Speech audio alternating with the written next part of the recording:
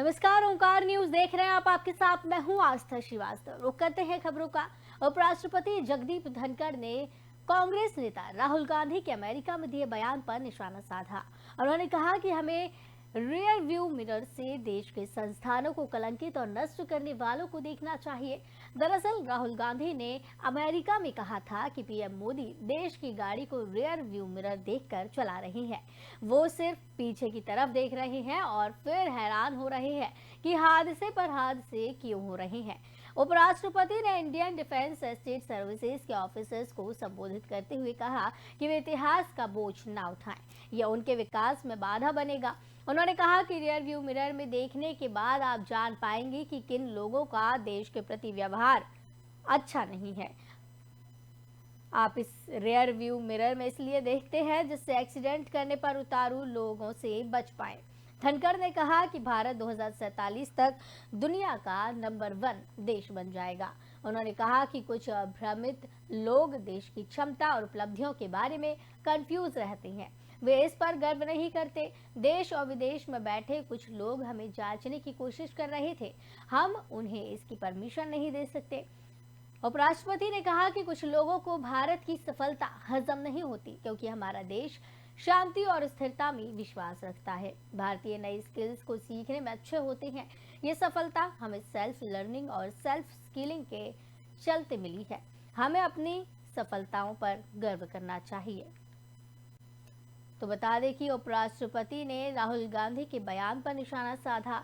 देश के संस्थानों को कलंकित करने वाले रियर व्यू मिरर देखें। उन्होंने ऐसा कहा, कुछ लोगों को हमारी सफलता हजम नहीं होती है। देश के संस्थानों को कलंकित करने वाले देखें रियर व्यू। उपराष्ट्रपति ने राहुल गांधी के बयान पर निशाना साधा है। आपको बताते चले कि धनखड़ का कहना है कि कुछ लोगों को हमारी सफलता हजम नहीं हो रही है। इस दौरान जगदीप धनखड़ ने राहुल गांधी पर निशाना साधा। उपराष्ट्रपति जगदीप धनखड़ ने बगैर नाम लिए कांग्रेस नेता राहुल गांधी पर निशाना साधा है। उन्होंने कहा कि जो लोग देश की संस्थाओं को बदनाम और तबाह करने निकले हैं, उन्हें पहचानने के लिए रियर व्यू मिरर में देखना जरूरी है। खास बात यह है कि अमेरिका यात्रा के दौरान राहुल ने भी रियर व्यू मिरर की बात कही थी और आरोप लगाए थे कि भारतीय जनता पार्टी भविष्य देखने में सक्षम नहीं है। रक्षा संपदा सेवा अधिकारियों के एक बैच को संबोधित कर रहे धनखड़ ने कहा, हम में से कुछ लोगों को गर्व नहीं है। गुमराह आत्माएं देश की उपलब्धियों और क्षमता को लेकर कंफ्यूज हैं। उन्होंने कहा कि रियर व्यू मिरर में देखना होगा और उसके बाद आपको पता चलेगा कि कौन लोग हैं जिनका झुकाव देश की ओर नहीं है। हमारे संस्थाओं को बदनाम करने और तबाह करने के लिए वो निकली हैं। हमें उनके बारे में पता लगेगा। धनखड़ ने कहा कि आप रियर मिरर में केवल इसलिए देखते हैं ताकि दुर्घटना करने के इरादे से निकले व्यक्तियों से बचा जा सके। उन्होंने कहा कि साल 2047 तक भारत पहले पायदान का राष्ट्र बन जाएगा। उन्होंने देश के अंदर और बाहर कुछ लोग हमें परखने की कोशिश करते हैं, ऐसा कहा। उन्होंने कहा कि कुछ हिस्सों में भारत का उभरना लोगों को पच नहीं रहा है क्योंकि ये देश दुनिया में शांति, स्थिरता और सद्भावना में भरोसा रखता है। साथ ही उन्होंने अधिकारियों को इतिहास का बोझ नहीं रखने के लिए कहा है। उपराष्ट्रपति ने कहा, यह प्रगति को प्रभावित करता है। कांग्रेस नेता का कहना था कि प्रधानमंत्री नरेंद्र मोदी केवल रियर व्यू मिरर में देखकर भारतीय कार चलाने की कोशिश कर रहे हैं, जिसके चलते एक के बाद एक हादसे होंगे। जून की शुरुआत से ही अमेरिका के दौरे पर गए राहुल गांधी लगातार भारत की बीजेपी सरकार को घेर रहे हैं। उन्होंने सरकार और राष्ट्रीय स्वयंसेवक संघ पर संस्थाओं पर नियंत्रण के भी आरोप लगाए।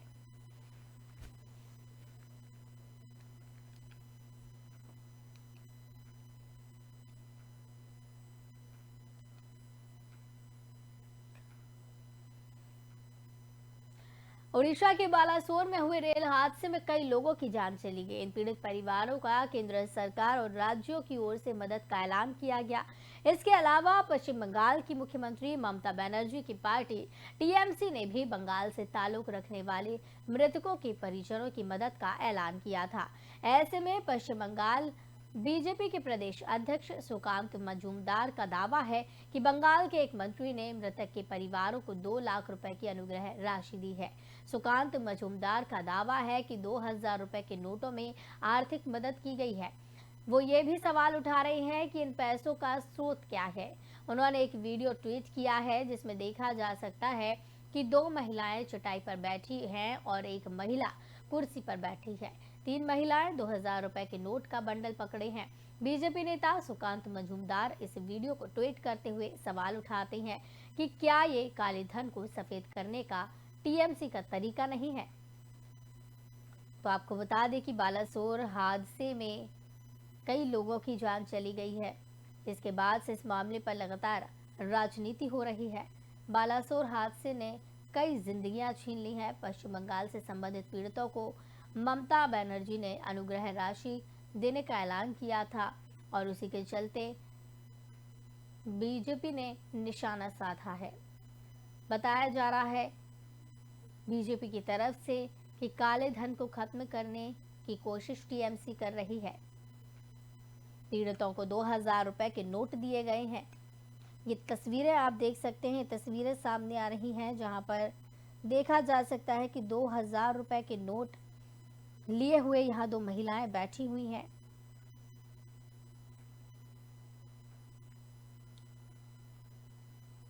तो बता दें आपको कि बालासोर हादसे ने कई जिंदगियां छीन ली हैं और पीड़ितों को इस दौरान 2 लाख रुपए की राशि का ऐलान किया था। पश्चिम बंगाल से संबंधित जो पीड़ित हैं उन्हें अनुग्रह राशि देने की ऐलान ममता बनर्जी ने किया था।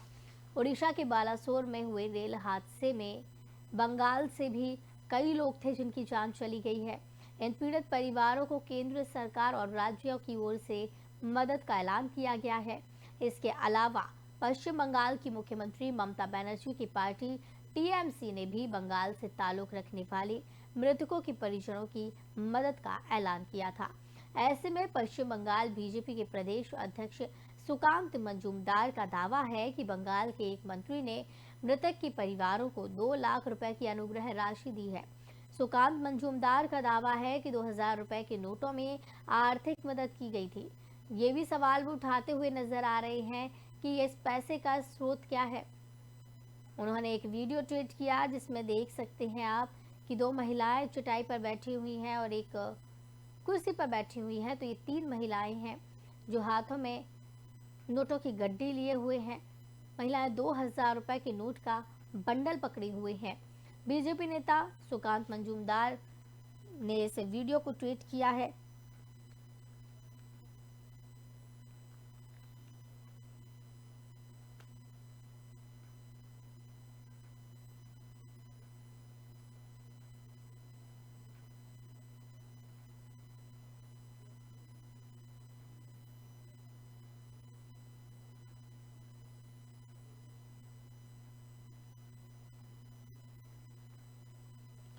तो आपको बताते चले कि बालासोर हादसे ने कई जिंदगियां छीन ली हैं। बीजेपी ने निशाना साधा है। इसी को लेकर टीएमसी ने मदद का ऐलान किया था। 2 लाख रुपए की आर्थिक सहायता देने का ऐलान किया था। मृतकों के परिजनों की मदद की जाने की कोशिश टीएमसी कर रही थी, लेकिन अब बीजेपी ने इस पर सवाल उठाने शुरू कर दिए हैं। सुकांत मजूमदार ने एक वीडियो साझा किया है। ये वीडियो आप भी देख सकते हैं कि यहाँ पर 3 महिलाएं हाथों में नोटों की गड्डियां लिए हुए बैठी हुई हैं। पीड़ितों को इस दौरान 2000 रुपए की नोट देने की बात सामने आई है। कहा जा रहा है कि पश्चिम बंगाल में जो मदद का ऐलान किया गया था वो 2000 रुपए के नोटों के रूप में किया जा रहा है और साथ ही साथ कहा यह भी जा रहा है कि काले धन को खत्म करने की ये कोशिश हो रही है।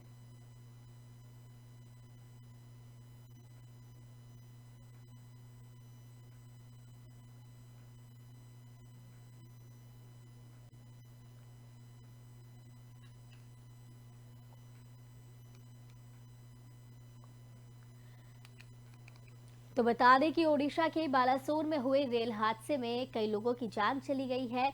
इन पीड़ित परिवारों को केंद्र सरकार और राज्य सरकारों की तरफ से मदद का ऐलान किया गया। इसके अलावा पश्चिम बंगाल की मुख्यमंत्री ममता बनर्जी की पार्टी टीएमसी ने भी बंगाल से ताल्लुक रखने वाले मृतकों के परिजनों की मदद का ऐलान किया था। ऐसे में पश्चिम बंगाल बीजेपी के प्रदेश अध्यक्ष सुकांत मजूमदार ने दावा किया है कि बंगाल के एक मंत्री ने मृतकों के परिवारों को 2 लाख रुपए की अनुग्रह राशि दी। सुकांत मजूमदार ने दावा किया है कि 2000 रुपए के नोटों में आर्थिक मदद की गई थी। अब सवाल वो ये भी उठा रहे हैं कि इन पैसों का स्रोत क्या है। उन्होंने एक वीडियो ट्वीट किया है जिसमें देखा जा सकता है कि 2 महिलाएं बैठी हुई हैं और एक कुर्सी पर बैठी हुई है। इन तीनों ही महिलाओं को 2000 रुपए के नोट दिए जाने की बात कही जा रही है।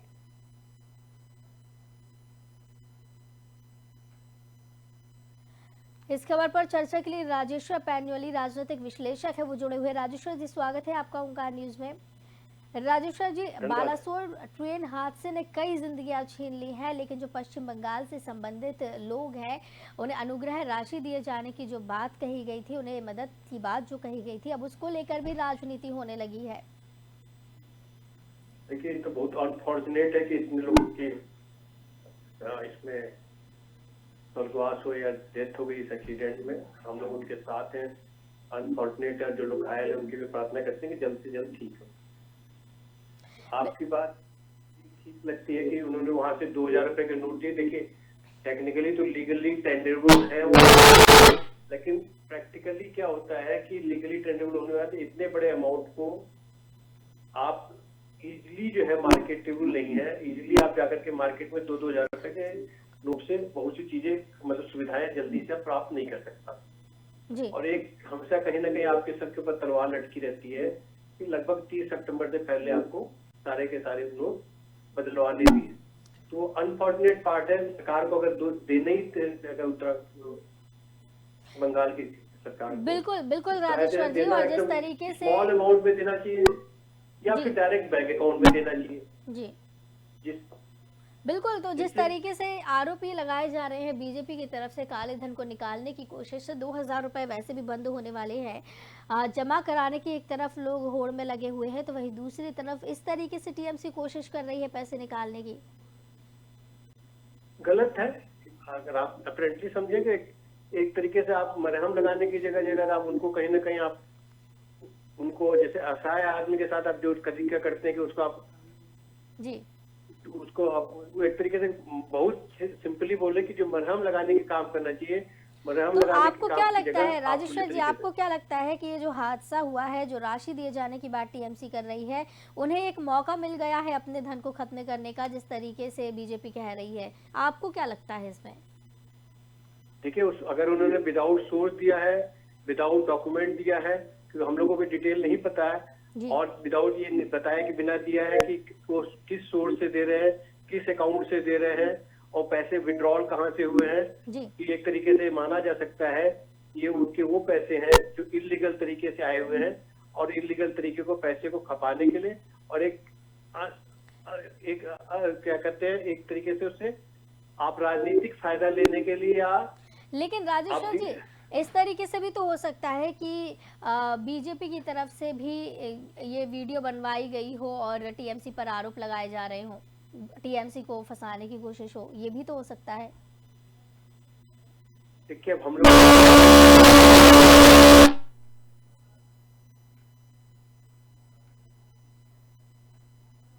जी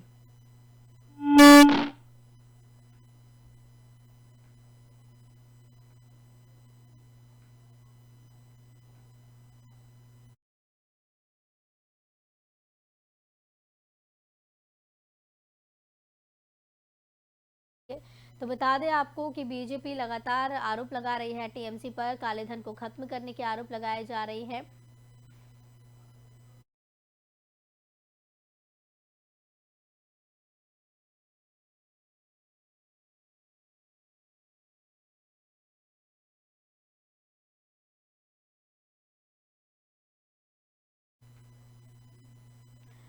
केंद्र के अध्यादेश के खिलाफ आम आदमी पार्टी खुलकर विरोध कर रही है। आगामी 11 जून को दिल्ली के रामलीला मैदान में होने वाली महारैली को लेकर आम आदमी पार्टी ने डोर टू डोर अभियान तेज कर दिया है।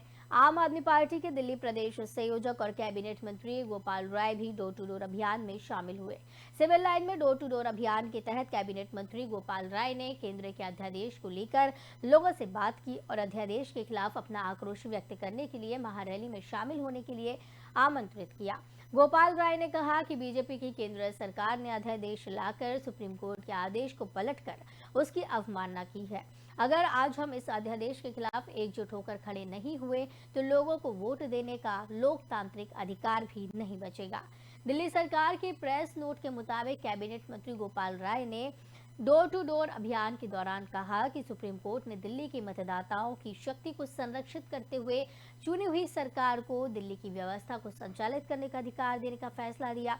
कोर्ट के फैसले के बाद दिल्ली के लोगों को लगा कि अब उनके कामों को तेजी से पूरा करने में सहायता मिलेगी, लेकिन बीजेपी की केंद्र सरकार और प्रधानमंत्री द्वारा अध्यादेश लाकर सुप्रीम कोर्ट के आदेश की अवमानना की गई और दिल्ली वालों को अधिकारों को हाईजैक कर लिया गया।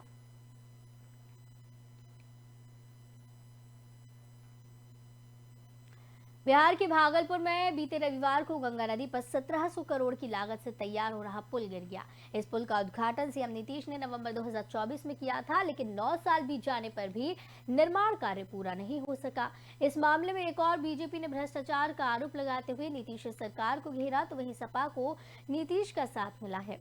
समाजवादी पार्टी के सीनियर नेता और राज्यसभा सांसद रामगोपाल यादव ने कहा कि ये पुल तो पहले ही डिसमेंटल होने वाला था, अब गिर गया तो गिर गया। वैसे भी इस देश में राजनीति तो हर चीज पर हो रही है और हर आदमी कर रहा है।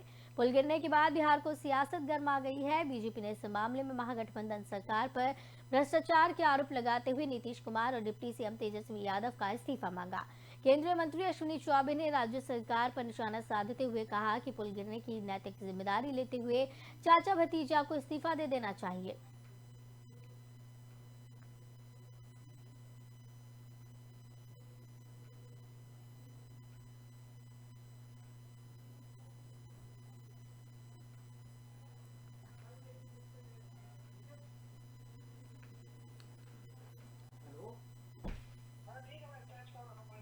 इसी पे दे रहा हूँ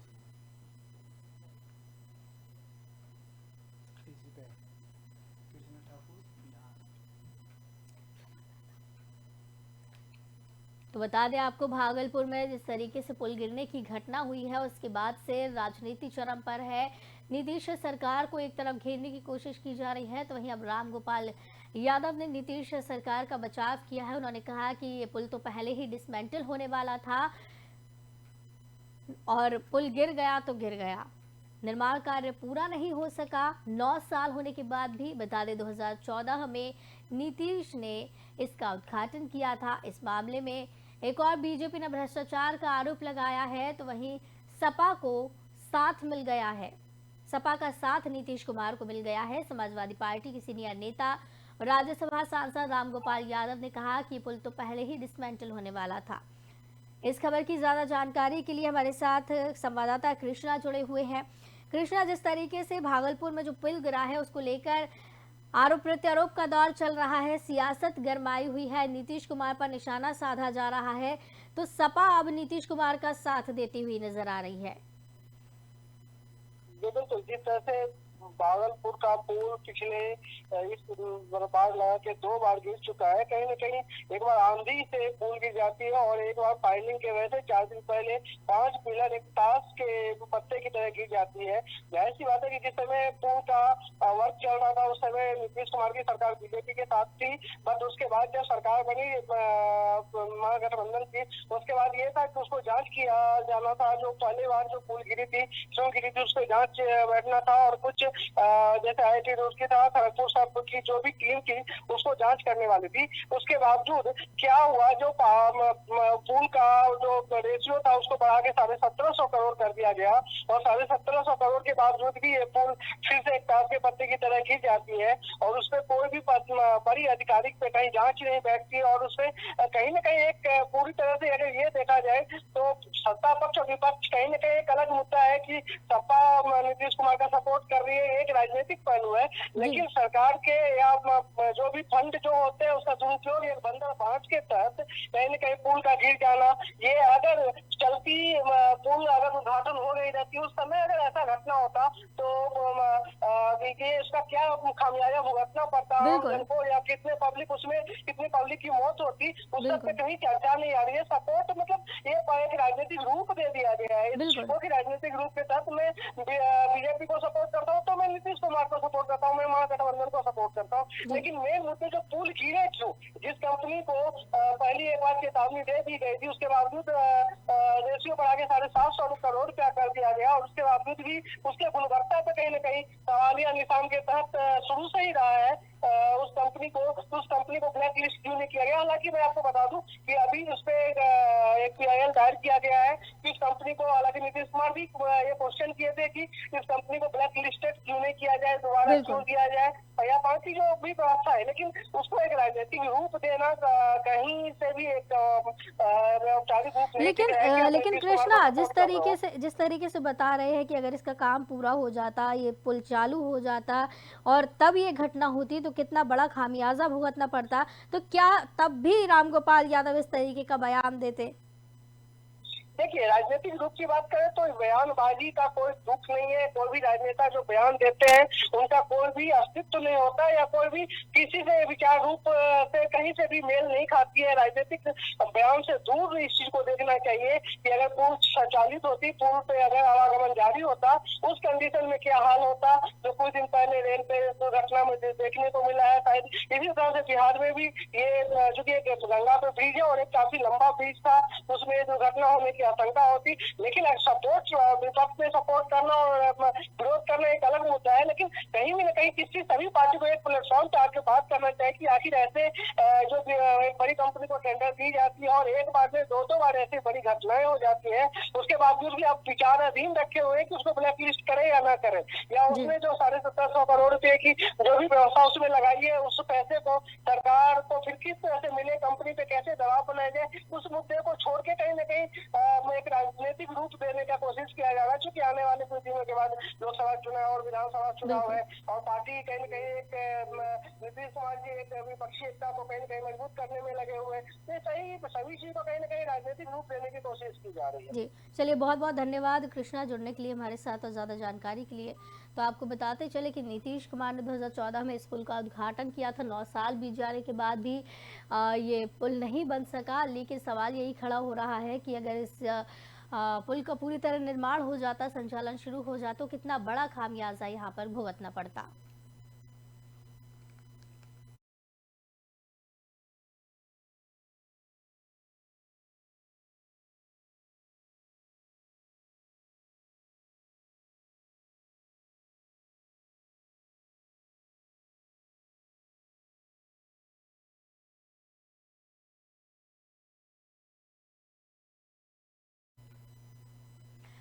वर्जीनिया की रिचमंड में डाउनटाउन थिएटर के बाहर मंगलवार को ही गोलीबारी में 2 लोगों की मौत हो गई है। बताया जा रहा है कि गोलीबारी की घटना उस वक्त हुई जब ग्रेजुएशन सेरेमनी चल रही थी। रिचमंड पुलिस प्रमुख रिक एडवर्ड्स ने बताया कि वर्जीनिया कॉमनवेल्थ यूनिवर्सिटी के पास गोलीबारी के बाद एक संदिग्ध को गिरफ्तार किया गया है। उन्होंने कहा कि फायरिंग में 7 अन्य लोग घायल हैं, जिनका इलाज जारी है। पुलिस ने बताया कि मरने वाले दोनों पुरुष थे, जिनकी उम्र 18 और 36 वर्ष थी। मृतकों की फिलहाल शिनाख्त नहीं हो पाई है, लेकिन पुलिस का मानना है कि पकड़ा गया आरोपी मृतकों में से किसी एक को जानता था। पुलिस ने गिरफ्तार किए आरोपियों के पास से कई हथियार भी बरामद किए।